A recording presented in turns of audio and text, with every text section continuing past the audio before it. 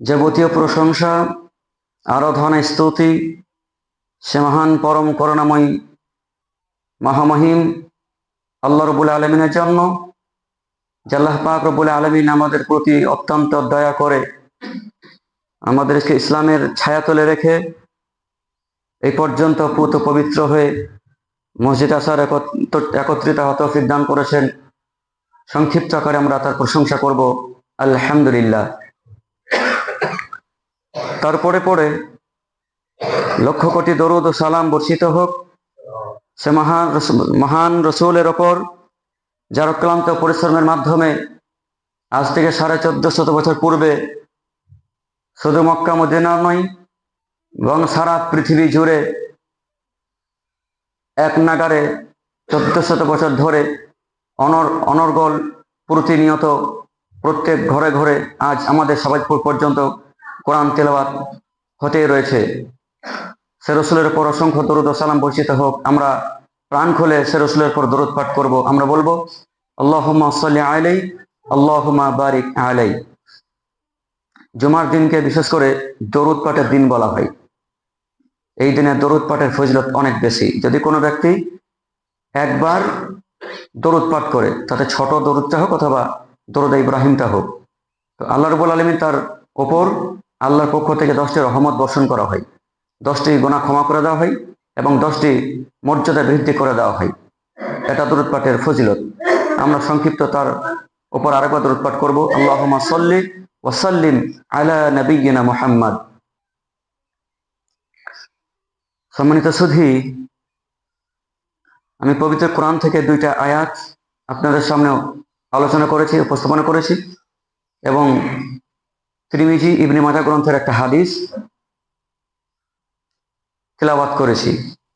আলোচ্য আয়াত এবং হাদিসকে সামনে রেখে আমাদের জীবন ব্যবস্থা তথা শান্তিপূর্ণ জীবন ব্যবস্থা এবং প্রকৃত নিরাপত্তা, এই নিয়ে অল্প কিছু কথা আমার সাধ্যমতো আলোচনা করার চেষ্টা করব। আল্লাহ যেটা আমাকে সঠিকভাবে বলার তৌফিক দান করেন, আমিন। প্রিয় মুসল্লিবৃন্দ, প্রথমত আমি আপনাদেরকে একটা উপদেশ দেই। আপনাদেরকে না, আমি নিজেকে সদ্য, আমি নিজেকে এবং আপনাদেরকে একটা উপদেশ দেই। উপদেশ কিছুই নয়, উপদেশ হচ্ছে তাকওয়া, আল্লাহর ভয়ের উপদেশ। একটা কথা মাথায় রাখবেন, পৃথিবীর যেই প্রান্তে আপনি যান না কেন, যে কোনো কাজের ক্ষেত্রে, ব্যবসা বাণিজ্যের জন্য, চাকরি বাকরির জন্য, অথবা ভ্রমণে, টোরে, অথবা ঘুরতে, অথবা চিকিৎসা নিতে, পৃথিবীর যে প্রান্তে যান, একটা কথা সবসময় মাথায় রাখবেন, আল্লাহর ভয় যেন আপনার থেকে দূরে সরে না চলে যায়। কোনোভাবেই যেন আল্লাহর ভয় আমার আপনার কাছ থেকে চলে না যায়। কোনো মানুষের কাছ থেকে, কোনো পরিবারের কাছ থেকে, কোনো জাতির কাছ থেকে যদি ভয় চলে যায়, সেই পরিবার বা সেই ব্যক্তি নিরাপত্তার পথ থেকে দূরে সরে যাবে, প্রকৃত শান্তি থেকে সে বিচ্যুত হয়ে যাবে। কোনোভাবেই পৃথিবীতে শান্ত সুষ্ঠ হয়ে সে বিচরণ করতে পারে না। এটা দুনিয়ার নীতি। আমি বিভিন্নভাবে এতে পূর্বে আলোচনা করেছি। যে ব্যক্তি আল্লাহকে ভয় করে, আল্লাহ তার নিষ্কৃতির পথ বের করে দেন। এবং আখিরাতের উপকার হলো, মহান আল্লাহ তাআলা সূরা নাজিয়াতে তিনি বলছেন তাকওয়া সম্পর্কে, ওয়া আম্মা মান খাফা মাকাম রাব্বিহি ওয়া নাহা নাফসা আনিল হাওয়া। নিশ্চয় যে ব্যক্তি কিয়ামতের ময়দানে আল্লাহর সামনে দাঁড়াতে হবে, তার সামনে দণ্ডায়মান হতে হবে হিসাবের জন্য, এই বিষয়কে যে ভয় করে, ওয়া নাহা নাফসা আনিল হাওয়া, ওই বিষয়টাকে ভয় রেখে নিজের নাফসকে অন্যায় অশ্লীল কাজ থেকে দূরে রাখে। অন্যায় অশ্লীল কাজ থেকে দূরে রাখে মানে, আমার মন চাচ্ছে একটা গান শুনবো, কিন্তু নাফসের বিরুদ্ধে লড়াই করে আমি গান শুনলাম না। এটা হচ্ছে খারাপ কাজ থেকে নিজের নাফসকে বিরত রাখা। আমার মন চাচ্ছে আপনাকে দুটো কথা বলি, আপনি আমাকে গালমন্দ করলেন। আমার মন চাচ্ছে আপনাকে দুটো কথা শুনে দিই, কিন্তু আমি নাফসের বিরুদ্ধে গিয়ে আপনাকে কোনো কথা বললাম না। এটা হচ্ছে খারাপ কাজ থেকে নিজে নাফসকে কন্ট্রোল করা বা বাধা রুকে যাওয়া। আমার আরো অন্য পাপাচার করতে মন যাচ্ছে, কিন্তু আমার ভয় হচ্ছে যে কিয়ামতের দিন আল্লাহর সামনে দাঁড়াতে হবে, এবং এই ভয় রেখে আমি সেই কাজটা থেকে বিরত থাকলাম। মুদ্রা কথা হলো যে ব্যক্তি তার নাফসকে অন্যায় অশ্লীলতা থেকে নিজেকে হেফাজত করে, আল্লাহকে ভয় রেখে এই বিষয়ে যে কিয়ামতের দিন আল্লাহর সামনে দাঁড়াতে হবে। আল্লাহ বলছেন ইন্নাল জান্নাতা হিয়াল মাওয়া, তার জন্য রয়েছে নিয়ামত ভরা জান্নাতের সুসংবাদ। সূরা আর রহমান 81 তিনি বলছেন ওয়ালিমান খাফা মাকামা রাব্বিহি জান্নাতান, যে ব্যক্তি আল্লাহর সামনে দাঁড়াতে হবে এটাকে ভয় রাখে, তার জন্য রয়েছে দুটি জান্নাত, একটা নয়, দুটি জান্নাত। তাহলে শর্ত হচ্ছে আল্লাহকে ভয় করতে হবে। পৃথিবী যেখানে আপনি যান, মুআয ইবনে জাবাল রাদিয়াল্লাহু তাআলা আনহু তিনি বলছেন রাসূলুল্লাহ সাল্লাল্লাহু আলাইহি ওয়াসাল্লাম আমাকে বলেছেন ইত্তাকিল্লাহ হাইসুমা কুনত, হে মুআয, তুমি পৃথিবী যেখানেই বসবাস করো না কেন, তুমি পৃথিবীর যে প্রান্তে যাও না কেন, যেখানেই থাকো না কেন, একটা কথা সবসময় মনে রাখবে, ইত্তাকিল্লাহ হাইসুমা কুনত, তুমি পৃথিবীর যেখানেই যাবে তুমি আল্লাহকে ভয় করবে।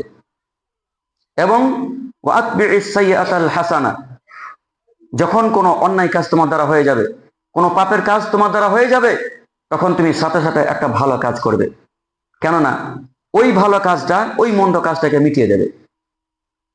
অন্যত্র আমরা জানি যে পবিত্র কোরআন মহান আল্লাহ বলেছেন ওয়াই ইবাদুল্লাহু সাইয়্যাতিহিম হাসানাত, আল্লাহ বলেছেন ইল্লা মান তাব, তবে যারা ইস্তিগফার করে, তওবা করে, ওয়া আমানা ঈমান আনে, ওয়া আমিলা আমালান সালিহা, এবং সৎকর্মে, আল্লাহ বলেছেন ফা উলাইকা ইউবাদদিলুল্লাহু সাইয়্যাতিহিম হাসানাত, তারাই হচ্ছে সেই ব্যক্তি যাদের মন্দ কাজগুলিকে, খারাপ কাজগুলিকে নেকির দ্বারা পরিবর্তন করে দেওয়া হয়েছে, তাবদীল করে দেওয়া হয়েছে। তাহলে আমাদেরকে যে কাজটা করতে হবে সেটা হচ্ছে আল্লাহর ভয়, এবং এই আল্লাহর ভয়ই একমাত্র পৃথিবীর বুকে সত্যিকারে একজন মানুষ শান্তিপূর্ণ জীবন ব্যবস্থা করতে পারে, জীবন অতিবাহিত করতে পারে, এবং এই তাকওয়াই একমাত্র নিরাপত্তার পথ দেখে দেবে। অতএব পৃথিবী যেখানে আপনি যাবেন একটা কথা সবসময় মাথায় রাখবেন, আল্লাহ ভয় যেন আমার আপনার কাছ থেকে চলে না যায়, আমরা মনে রাখবো। এবার বলি, আমরা পৃথিবীর দিকে যদি লক্ষ্য করি, একটু আলোকপাত করি, এই মুহূর্তে বর্তমান এই সময়ে আমরা যেটা দেখতে পাচ্ছি সেটা হচ্ছে সারা পৃথিবীর কোনো মানুষ কোথাও শান্তিতে বসবাস করতে পারছে না। সারা পৃথিবীর মানুষ অশান্তির আগুনে দাউ দাউ করে জ্বলছে, সকাল থেকে নিয়ে সন্ধ্যা পর্যন্ত কোথাও শান্তি নেই। এই তো অশান্তি, এত অন্যায়, এত অবিচার, এর কারণ কি? কারণ খুব সাধারণ, সেটা হচ্ছে ইসলাম থেকে দূরে সরে যাওয়া। আল্লাহ রাব্বুল আলামিনের দেওয়া বিধান, তা তিনি যে অবতীর্ণ করেছেন পবিত্র কোরআন এবং সহিহ সুন্নাহ এবং ইসলাম, এই ইসলাম থেকে দূরে সরে গেছে আমরা, বহু দূরে। যদি আমরা প্রকৃতভাবে যদি ইসলামের মধ্যে থাকতাম, ইসলামের গণ্ডির ভিতরে যদি থাকতাম, বা ইসলামের ছায়াতলে যদি আমরা থাকতে পারতাম, তাহলে হয়তোবা এই যে অশান্তি, সারা পৃথিবী অশান্তির আগুনে জ্বলছে, কমপক্ষে একটু হলে শান্তি মানুষ পেত। কারণ ইসলাম আসলে সিলিম শব্দ থেকে এসেছে, যার অর্থ হচ্ছে শান্তি। তো আমি শান্তির ছায়া যদি থাকি, তাহলে অশান্তি কি করে হয়? কোনো মানুষ যদি এসির ভিতরে থেকে বলে গরম লাগছে, তবে জানতে সে মিথ্যা বলছে, কারণ এসি কেনা হয়েছে শান্তির জন্য, ঠান্ডার জন্য। তো ইসলাম মানে হচ্ছে আত্মসমর্পণ করা, শান্তি, নিরাপত্তা লাভ করা। একজন মানুষ ইসলামের ভিতরে থাকবে অথচ সে নিরাপত্তাহীন হয়ে থাকবে, এটা অসম্ভব। জানতে হবে ইসলামে আমরা নেই, ইসলাম থেকে দূরে সরে গেছি, ইসলাম থেকে বহু দূরে সরে গেছি, যার কারণে আমাদের এই দুর্দশা। পবিত্র কোরআন মহান আল্লাহ স্পষ্ট করেছেন, তিনি বলছেন ইয়া আইয়ুহাল্লাযীনা আমানু দুখুলু ফিস সিলমি কাফা, তোমরা যারা সত্যি সত্যি ঈমান এনেছো, তোমরা যারা মুমিন, উদখুলু ফিস সিলমি কাফা, এই তোমরা ইসলামে পরিপূর্ণ হয়ে দাখিল হয়ে যাও। একবারে 100% ইসলামের ছায়াতলে থাকতে হবে। কিঞ্চিত পরিমাণ যদি ইসলাম থেকে দূরে সরে চলে যান, তাহলে আমার আপনার জীবনে অশান্তি নেমে আসবে, অশান্তি শুরু হবে, মানুষ লাঞ্ছিত হবে, পদতলিত হবে, মুহূর্তে মুহূর্তে ঘৃণিত হবে। তখন চেষ্টা করলেও পৃথিবী ঘুরে আপনি আর শান্তি কোথাও খুঁজে পাবেন না। ইসলামের হচ্ছে একমাত্র শান্তি, প্রকৃত নিরাপত্তা, প্রকৃত শান্তি। আসলেই শান্তি রয়েছে ইসলামের ভিতরে। কোনো ব্যক্তি যদি ঈমান আনে প্রকৃতভাবে, সঠিকভাবে, তাহলে ওই ব্যক্তির জিম্মাদার স্বয়ং আল্লাহ রাব্বুল আলামিন নেন। পবিত্র কোরআন মহান আল্লাহ রাব্বুল আলামিন তিনি বলছেন, আলা ইন্না আউলিয়া আল্লাহ, জেনে রাখো নিশ্চয় তোমাদের অভিভাবক হচ্ছে স্বয়ং আল্লাহ। তোমাদের অভিভাবক, তোমাদের বন্ধু, তোমাদের সহধর্মী হচ্ছে মহান আল্লাহ রাব্বুল আলামিন স্বয়ং তিনি। অতএব লা খাউফুন আলাইহিম ওয়ালা হুম ইয়াহজানুন, তাদের কোনো ভয় থাকবে না, তাদের কোনো দুশ্চিন্তাও হবে না। স্পষ্ট আল্লাহ রাব্বুল আলামিন বলে দিয়েছেন, পৃথিবী মানুষ, তোমাদের অভিভাবক হচ্ছেন স্বয়ং আল্লাহ।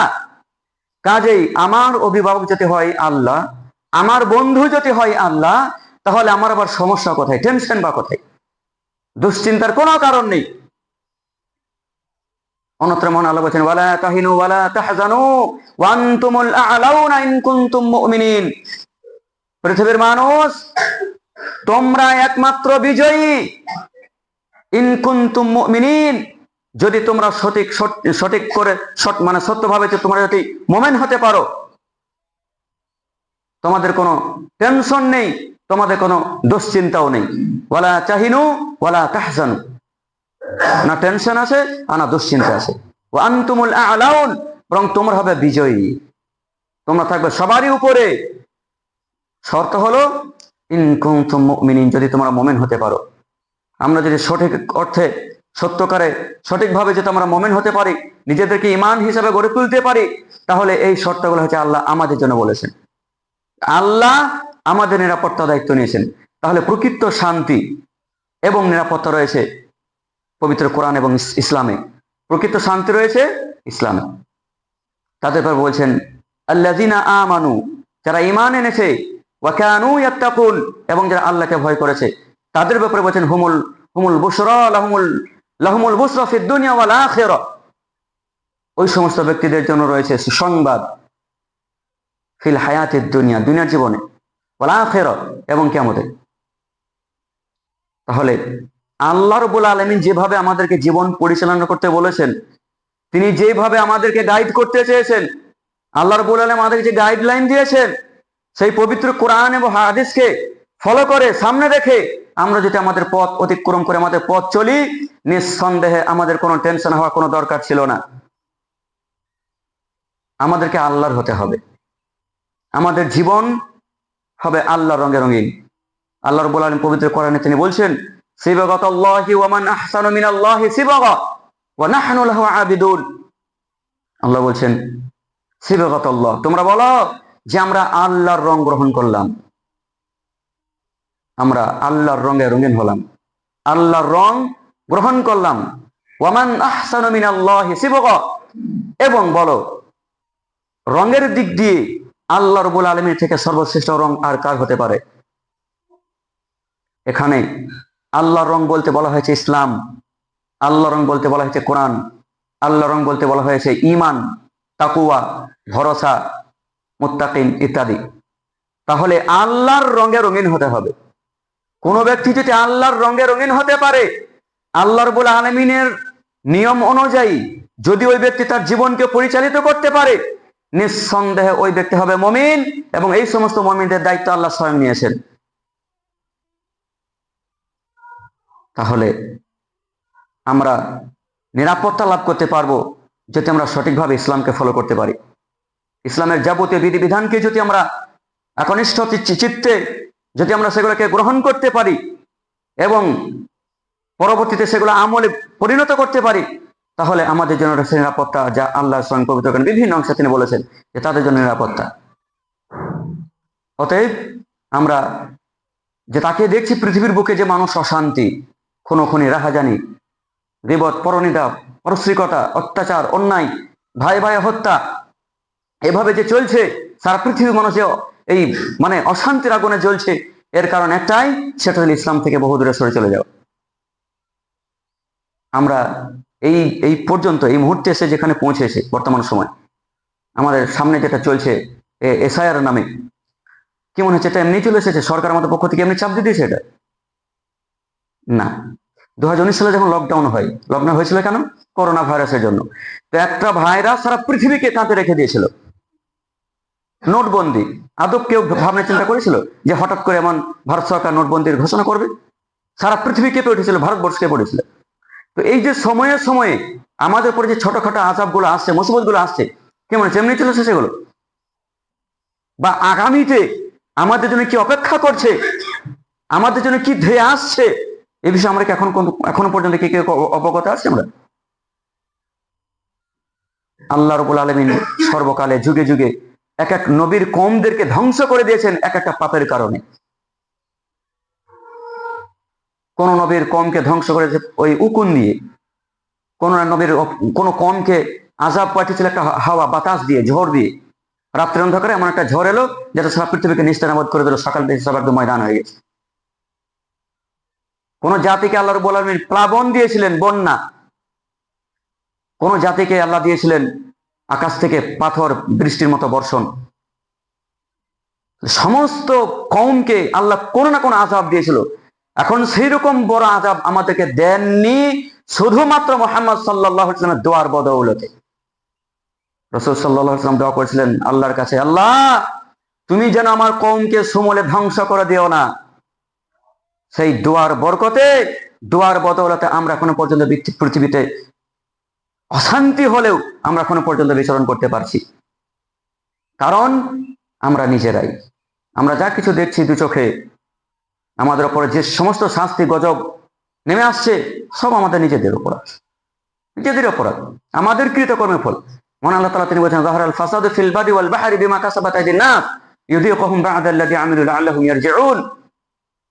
আল্লাহ বলেছেন মানুষদের যে বিপর্যয় নেমে এসেছে জলস্থলে, তাদের নিজেদের দু হাতের কামাই, আমরা নিজেরা অপরাধী। আমরা যখন আমাদের স্থানকে ছেড়ে অন্য স্থানে চলে গিয়েছি, ওই স্থানটা যখন অন্য কেউ দখল করে নিয়েছে, তখন আমরা বলছি যে আমাদের প্রতি জুলুম করা হলো। এটাকে জুলুম বলা হয় না? আমার স্থানকে সরিয়ে অন্যকে জায়গা করে দেওয়া, মানে অন্যকে জায়গা করে দেওয়ার মতো। আমাদের উদ্দেশ্য ছিল ইসলামের ছায়া তুলে থাকা। যখন আমরা ইসলাম থেকে দূরে সরে চলে গেছি, তখন সেখানে তো বিজাতির এসে মানে সে ডেরা টানবে, সেখানে বসবাস শুরু করবে, মুসলমানদের অত্যাচার করবে। আল্লাহ রাব্বুল আলামিন তিনি বলছেন পবিত্র কোরআন সূরা আল মুলক 67 নম্বর সূরা 16 এবং 17 নম্বর আয়াত, স্পষ্ট আল্লাহ রাব্বুল আলামিন তিনি বলছেন, আমিনতুম মান ফিস সামাই আয়াখসিফা বিকুমুল আরদা ফাইযা হিয়া তামুর। আল্লাহ বলেন তোমরা কি আসমানে যিনি রয়েছেন তার ব্যাপারে কি তোমরা নিরাপত্তা হয়ে গেছো যে তিনি তোমাদের উপরে কোনো ভূমিকম্প দেবেন না, তোমাদেরকে জমিনে ধসে দেবেন না? এই ব্যাপারে কি তোমরা নিশ্চিত হয়ে গেছো? পরবর্তী আয়াতে আল্লাহ বলেন, আমিনতুম মান ফিস সামাই আইয়ুরসিলা আলাইকুম হাসিবা। নাকি তোমরা এ বিষয়ে নিরাপত্তা লাভ করেছো যে আসমানে যিনি রয়েছেন তিনি তোমাদের উপরে পাথর বর্ষণ করতে পারেন না? সতর্কবার্তা। আমরা মনে করি যে আমাদের যারা এসআইয়ের নাম আসছে না, আমরা শান্তি পেয়ে গেছি, মুক্তি পেয়ে গেছি। পৃথিবীতে বহু মানুষ আছে যারা মনে করে আমাদের জীবনে অশান্তি কিছু নেই, আমাদের সব ঠিকঠাক চলছে, কোনো অসুবিধা নেই। তো আল্লাহ বলছেন আসলে কি তাই? তুমি সত্যি কি নিরাপত্তা লাভ করেছো?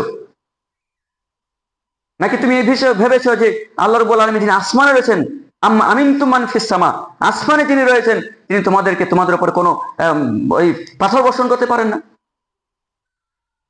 তো এই যে অবস্থা আমাদের নিজেদের তো হাতের কামাই। কারণ আল্লাহ রাব্বুল আলামিন যেভাবে আমাদেরকে চলতে বলেছেন, যেভাবে আমাদেরকে অনুসরণ করতে বলেছেন, সেভাবে আমরা করতে পারিনি।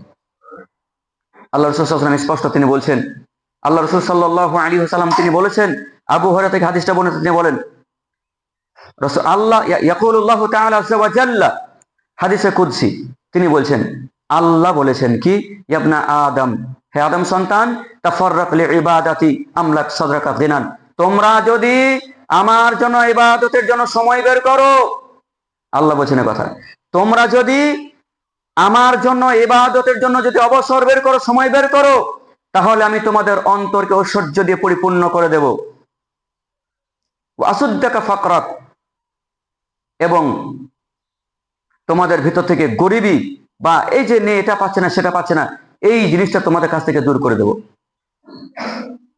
ওয়া ইন লাম তাফআল, যদি তোমরা আমার ইবাদতের জন্য অবসর না হও, যদি আমার জন্য ইবাদতের সময় যদি বের না করো, তাহলে আমলা সাদরাকা সগলান, তাহলে আমি তোমাদের অন্তরকে ব্যস্ততা দিয়ে পরিপূর্ণ করে দেবো, কল্পের হৃদয়কে।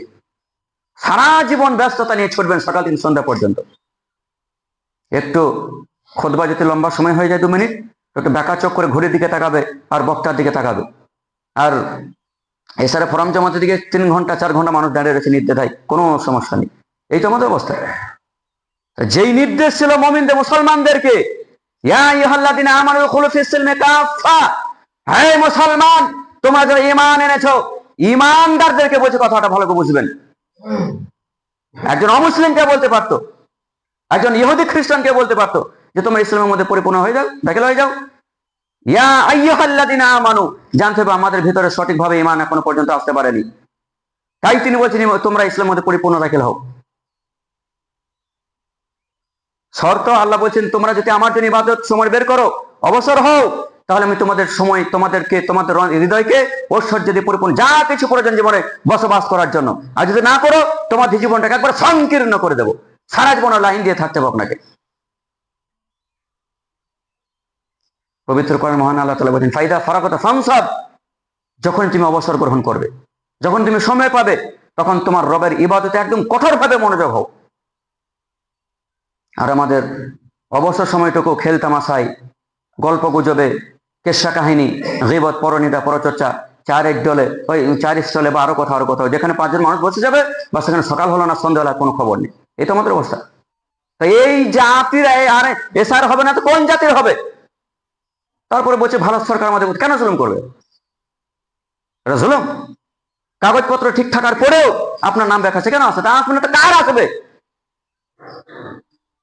আল্লাহ নিজকে লঙ্ঘন করে সারা জীবন আপনি অতিবাহিত করলেন। আল্লাহ যে নিয়মে, যে সিস্টেম আমাদেরকে সৃষ্টি করেছেন, যেভাবে তিনি পথ আমাদের দেখিয়ে দিয়েছেন, সেই পথে আমরা আছি? বলুন আমাদেরকে। ইবাদত, আল্লাহ বলছেন আমার জন্য ইবাদত যদি করো, তাহলে তোমাদের সময়কে বরকত দেবো, তোমার যা কিছু প্রয়োজন দেবো। আর যদি না করো, তোমাদের জীবনটাকে একদম কর্মব্যস্ততা দিয়ে পরিপূর্ণ করে দেবো। এই চলছে আমাদের ব্যস্ততা। ইবাদতের কথা একটা হচ্ছে সালাত। পৃথিবীর বুকে ব্যতিক্রম করে ইবাদত যদি দেখে থাকে, সেটা হচ্ছে সালাত। প্রিয় ভাই আমার, ইতিপূর্বে বহু খুতবা শুনেছেন, মানে যত রকম ভাবে বলা, বক্তা থেকে শুরু করে নিয়ে খতিব পর্যন্ত যত রকম ভাবে তারা পেরেছেন, বলেছেন, এরপরে আমাদের ভিতরে কোনো পরিবর্তন আসছে না। প্রিয় ভাই, কতদিন আপনি কতদিন থাকবেন এভাবে? কতদিন অতিবাহিত করবেন জীবন? আপনার মতো যুবক যারা ছিল, তারা তাকে দেখেন বৃদ্ধ হয়ে গেছে, তারা কবরে চলে গেছে। আপনার মতো যুবক, বহু যুবক যারা বলেছিল আগামী থেকে সালাত আদায় করবো, এইরকম লক্ষ লক্ষ যুবক যারা আজকে কবরবাসী। অতএব যদি আমরা আসলে মনে করি যে আমাদের শান্তিপূর্ণ জীবনের দরকার আছে, আমাদের জীবনে একটু শান্তি প্রয়োজন আছে, অশান্তি থেকে বেরিয়ে এসে আমাদের একটু শান্তি প্রয়োজন, একটু নিরাপত্তা প্রয়োজন, তাহলে ইসলামের ছায়াতলে আসতে হবে, ব্যতিক্রম কিছু নেই। ইসলামের ছায়াতলে আসা ব্যতীত আমাদের আর কোনো পথ নেই। আর ইসলামে আসার পরে প্রথম যে কাজ আপনি করবেন, সেটা হচ্ছে সালাত। ব্যতিক্রম আর কোনো অব্যাহতার কথা আল্লাহ রাসূল বলেনি। একজন অমুসলিম, বিধর্মী যদি ইসলাম কবুল করে, একটি কাজের জন্য, সেটা সালাত। যদি বলেন সিয়াম রাখার জন্য, ওটাতে 11 মাসে 1 মাস 12 মাসে, তাহলে বাকি 11 মাস কি করবে? যদি বলেন তাহলে হজ করার জন্য, অত এক শ্রেণী মানুষের জন্য যাদের হজ ফরজ, তাহলে যাদের জন্য হজ ফরজ নেই তারা কি করবে? যদি বলেন জাকাত দেওয়ার জন্য, ওটা হজের মতোই, জাকাত যদি ফরজ হয় তবে জাকাত দেবে। তাহলে একজন অমুসলিম ইসলাম কবুল করবে কিসের জন্য? যদি বেলায় 11:30টার সময় ইসলাম কবুল করে, তার জন্য ফরজ হচ্ছে 12:30 সময় তাকে ফরজ নামাজ আদায় করতে হবে। যে তা না করে, আবার সে কাফের হয়ে যাবে। কথা বোঝাতে পারলাম না? একজন অমুসলিম ইসলাম কবুল করবে, কোনো কারণ নেই, একটাও কারণ নেই যেই কারণে সে ইসলাম কবুল করবে সালাত ব্যতীত। সালাত নেই, নিরাপত্তা নেই। রাসূল সাল্লাল্লাহু আলাইহি ওয়াসাল্লাম বলেছেন, মান সাল্লা সুবহা ফাহা জিম্মাতিল্লাহ, যে ব্যক্তি ফজরের সালাত আদায় করলো, ওই ব্যক্তি আল্লাহর জিম্মায় চলে গেল। আল্লাহ বলেছেন আমার দায়িত্ব হলো তাকে নিরাপত্তা দেওয়া। কথা বোঝাতে পারিনি? রাসূল সাল্লাল্লাহু আলাইহি ওয়াসাল্লাম বলেছেন, যে ব্যক্তি ফজরের সালাত আদায় করলো, আল্লাহ রাব্বুল আলামিনের জিম্মায় ওই ব্যক্তি চলে গেল। মানে তার সকাল থেকে সন্ধ্যা পর্যন্ত তার বিপদ আপদ রক্ষা করা, মুসিবত থেকে রক্ষা করা, তাকে শান্তিপূর্ণ জীবন ব্যবস্থা করে দেওয়া, এই দায়িত্ব কার? আল্লাহ রাব্বুল আলামিন, আমরা সকালে ঘুম থেকে ওঠার পর থেকে নামাজ নেই, কালাম নেই, জিকির আজকার নেই, কিছুই নেই, আর সারাদিন আমরা শান্তির পিছনে ছুটছি, কোথায় গেলে আমি শান্তি পাবো। অথচ মুয়াজ্জিন ক্লান্ত হয়ে গেল ডেকে ডেকে, হাইয়া আলাল ফালাহ, তোমরা এসো সফলতার দিকে, এসো শান্তির দিকে। সকাল থেকে আমরা আসমান জমিনকে এক করে দিলাম নিরাপত্তার জন্য। সকাল থেকে সন্ধ্যা পর্যন্ত আসমান জমিনকে এক করে দিলাম। কোথায় মিছিল করলাম, কোথায় মিটিং করলাম, কোথায় পথ করলাম, কোথায় আর কি করলাম, একটু শান্তির জন্য। আরে শান্তি রয়েছে নামাজে। নামাজ ছেড়ে দিয়ে আমরা শান্তি খুঁজে পাচ্ছি পৃথিবীতে। উপস্থিতি, শান্তি যদি একটু মনে হয় যে আমাদের শান্তি প্রয়োজন, যদি মনে হয় একটু নিরাপত্তার প্রয়োজন, যদি মনে হয় যে জীবনটাকে একটু হলেও সুন্দরভাবে পরিচালনা করব, তাহলে ইসলামের ছায়াতলে এসে সালাত আদায় এর ব্যতীত এবং আল্লাহর যাবতীয় হুকুম আহকামকে না মেনে নেওয়া ব্যতীত আমাদের আর কোনো কারণ আমরা দেখতে পাই না। সম্মানিত উপস্থিতি, কথাগুলো একটু মূল্যায়ন করার চেষ্টা করবেন, আমল করার চেষ্টা করবেন। আমিন ইয়া রাব্বাল আলামিন।